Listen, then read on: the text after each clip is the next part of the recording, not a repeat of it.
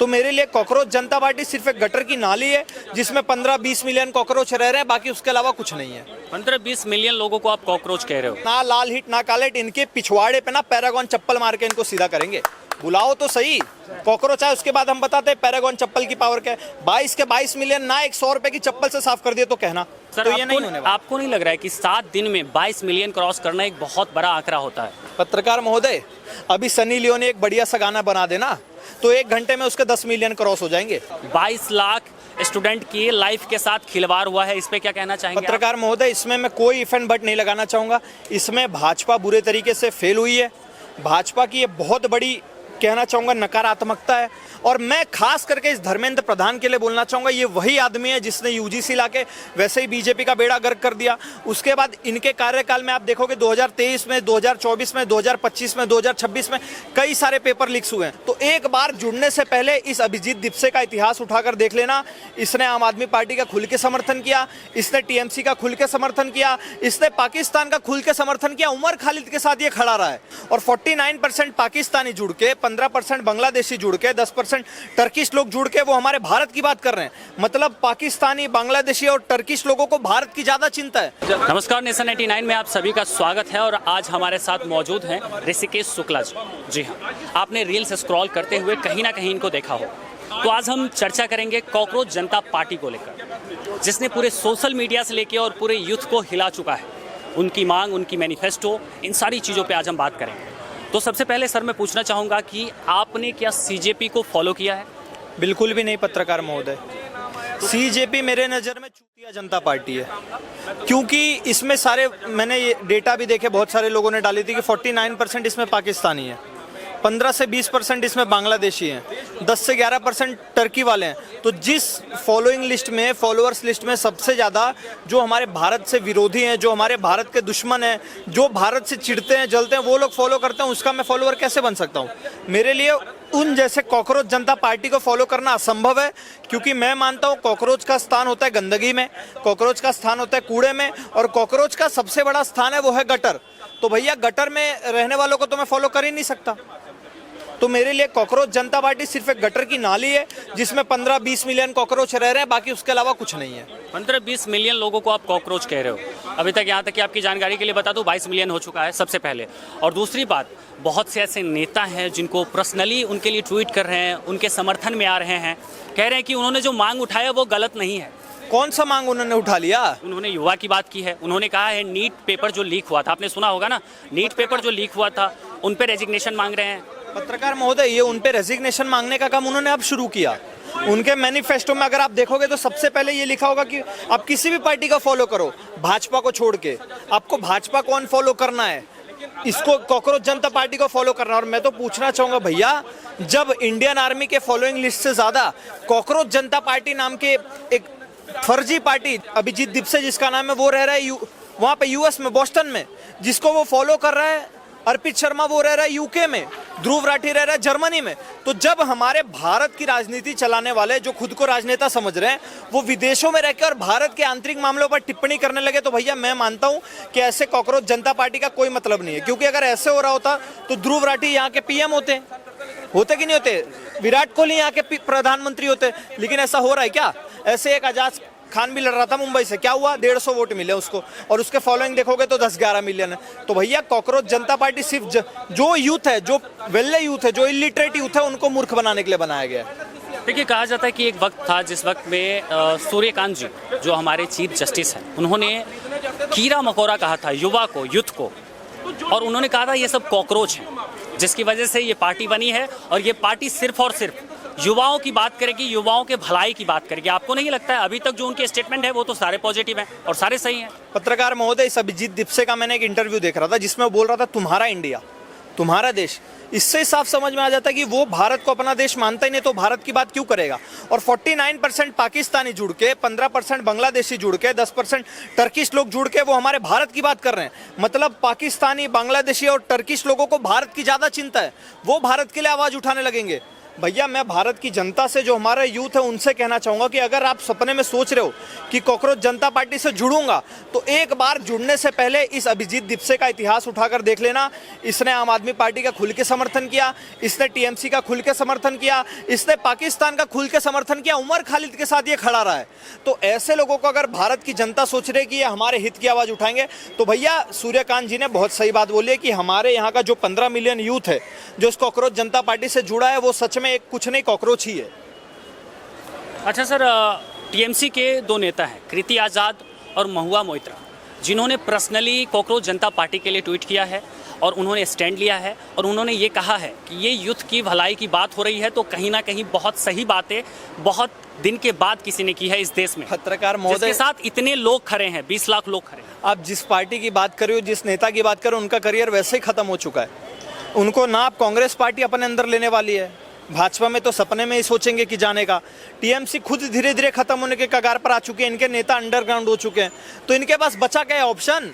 TMC cockroach party option बचे, क्योंकि ये पार्टी भी उसी तरीके से कि ना इसका कोई खुद का नेता है, ना इसके कोई खुद के कार्यकर्ता है, ना इनके कोई खुद के सांसद है, ना इनके कोई खुद के वोटर है। तो इनके पास ऑप्शन क्या बचा है भैया? कॉकरोच जनता पार्टी की वाहवाही करते रहो। हमारे भारत की जो यूथ है, जो आजकल काफ़ी ज़्यादा एक फोकस्ड माइंडसेट के साथ चल रही है कि भैया भाजपा हमारा डेवलपमेंट कर रही है, तो हमें बीजेपी का साथ देना है, बीजेपी को वक्त देना है, तो उनको भटकाने का काम करो। लेकिन ये भूल गए कि भैया हम ना ही यूएस है, ना ही यूरोप है, और ना ही पाकिस्तान बांग्लादेश है कि मजहब के नाम पे तुम हमें चूरन चटा दोगे।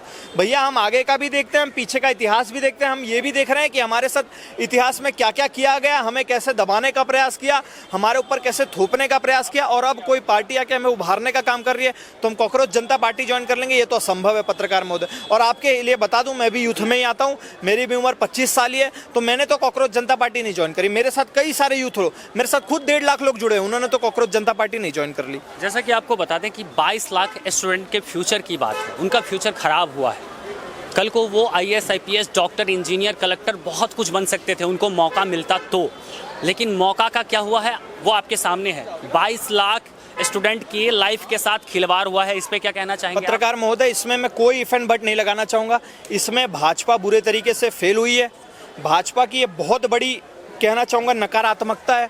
और मैं खास करके इस धर्मेंद्र प्रधान के लिए बोलना चाहूँगा, ये वही आदमी है जिसने यूजीसी लाके वैसे ही बीजेपी का बेड़ा गर्क कर दिया। उसके बाद इनके कार्यकाल में आप देखोगे 2023 में, 2024 में, 2025 में, 2026 में कई सारे पेपर लीक्स हुए हैं। तो मैं खुद पर्सनली मानना चाहता हूँ कि भैया धर्मेंद्र प्रधान का इस्तीफा होना चाहिए। और जो माननीय मोदी जी ने पेपर लीक के बाद जो प्रावधान लाए हैं, पेपर लीक होने से पहले अगर कोई सख्त कानून ले आए ना, तो शायद पेपर लीक हो ही ना।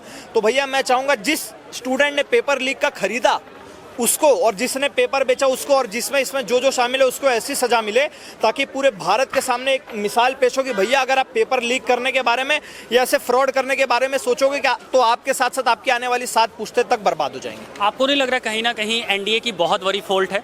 बिल्कुल है, पेपर लीक मामले में एनडीए की बहुत बड़ी फॉल्ट है। लेकिन आप मुझे बता दो, हमारा सारा विपक्ष, राहुल गांधी जी खुद को कहते हैं कि भैया मैं लीडर ऑफ अपोजिशन हूँ, मुझे उनका बता दो कहाँ पर उन्होंने पेपर लीक का मुद्दा उठाया। ये उत्तर प्रदेश में चुनाव होने वाले हैं, पंजाब में होने वाले हैं, हिमाचल में होने वाला है, उत्तराखंड में होने वाला है। आप मुझे अखिलेश यादव का एक बयान बता दो जहां पर उन्होंने पेपर लीक की बात उठाई हो। इनको मेलोडी बेचने से फुर्सत ही नहीं है, इनको मेलोडी के ऊपर ट्वीट करने से फुर्सत ही नहीं है। ये क्या जनता के हित की बात करेंगे? भैया मैं कहना चाहूँगा कि जितना हमारी सरकार की गलती है उससे कई गुना ज़्यादा गलती हमारे विपक्ष की है कि जब इनके पास मुद्दा आता है कि भैया भारत के यूथ की बात करें, भारत के लिए एक ऑपोजिशन के लीडर का स्टैंड ले, वहाँ पर ये सब गायब हो जाते हैं, वहाँ पर इनको मेलोडी याद आती है। तो ये तो विपक्ष की भी गलती है ना, और बिल्कुल धर्मेंद्र प्रधान का इस्तीफा होना चाहिए। अच्छा सर, एक हमारा क्वेश्चन है कि क्या आपको कहीं ना कहीं लगता है कि ये बहुत बड़ा राजनीति स्टंट है और कहीं ना कहीं विपक्ष की तरफ से ये बहुत बड़ा मोहरा खेला गया है? सर, मोदी जी ने ना एक मेलोडी खिला के पूरे विपक्ष को चूरन चटा दिया है, क्योंकि मोदी जी को पता था कि अगर मैं इनको मेलोडी में नहीं, अब सोचो बात वो कर रहा है कि मोदी जी ने मेलोडी गिफ्ट कर दिया, जिसके दादा ने कच्चे थीवो आइलैंड दे दिया श्रीलंका को, सियाचिन दे दिया चाइना को, पीओके दे दिया पाकिस्तान को, एक बांग्लादेश नाम का कैंसर और खड़ा कर दिया। वो लोग बात कर रहे हैं भैया मेलोडी गिफ्ट देने की। भैया तुम्हारे वाले तो वो थे जो एक बार डांसर के साथ, इटालियन बार डांसर को उठा लाए थे हमारे भारत में और राजमाता बना दिया। मोदी जी तो फिर भी अपने लेवल की प्रधानमंत्री के साथ कुछ अच्छे हसीन पल बिता रहे हैं। तो मैं इसमें कोई चीज़ नहीं मानता। मोदी जी जो कर रहे हैं बहुत सही काम कर रहे हैं, 5-6 बिलियन का इन्वेस्टमेंट भी तो लेकर आए हैं, वो भी तो देखो। ये इसीलिए मैं कहता हूँ हमारे भारत का विपक्ष एक नंबर का चूतिया है, जिसको असली मुद्दे समझ में नहीं आते। पेपर लीक इतना अच्छा मुद्दा था, अगर चाहते तो उसमें सरकार को बढ़िया से घेर सकते थे, लेकिन ये कहाँ फंस गए मेलोडी में। तो भैया मेलोडी खाओ, खुद जान जाओ। अच्छा, एक चीज़ और, आखिरी सवाल है हमारा। जिस तरह से सीजेपी, कॉकरोच जनता पार्टी, जिस तरह से लहर है सोशल मीडिया पे, तरह तरह की कमेंट आ रही हैं, लोगों का यहाँ तक ये भी कहना है कि इस बार बीजेपी पे बहुत भारी पड़ सकता है, तो उनके लिए क्या कहना चाहेंगे आप? पत्रकार महोदय, बीजेपी पे भारी पड़ने के लिए कॉकरोच को पहले भारत में आना पड़ेगा ना। कॉकरोच भारत आए तो कॉकरोच को पैदा करने वाले जो 2 कॉकरोच थे, अर्पित शर्मा और ध्रुव राठी, वो तो भारत आ नहीं रहे। मैं तो चाहता हूं भैया अभिजीत दीपसे तू भी आ भारत में, अपने जो 2 बाप कॉकरोच हैं, एक ध्रुव राठी और एक अर्पित शर्मा, उनको भी लेकर आ। उसके बाद हम बताएंगे ना लाल हिट ना काला हिट, इनके पिछवाड़े पे ना पैरागॉन चप्पल मार के इनको सीधा करेंगे। बुलाओ तो सही कॉकरोच आए, उसके बाद हम बताते हैं पैरागॉन चप्पल की पावर क्या है। 22 के 22 मिलियन ना 100 रुपए की चप्पल से साफ कर दिए तो कहना आप भी यही हो, मैं भी यही हूँ। बुलाओ तो। ध्रुव राठी तो जुड़ गए सीजेपी से, वो तो कह रहे हैं कि हम सीजेपी के साथ। अरे पत्रकार महोदय, आप जर्मनी में जुड़ के, आप यूनाइटेड किंगडम में जुड़ के और यूएसए में पार्टी खोल के अगर सोच रहे हो कि भारत की जनता को मूर्ख बनाओगे तो असंभव है।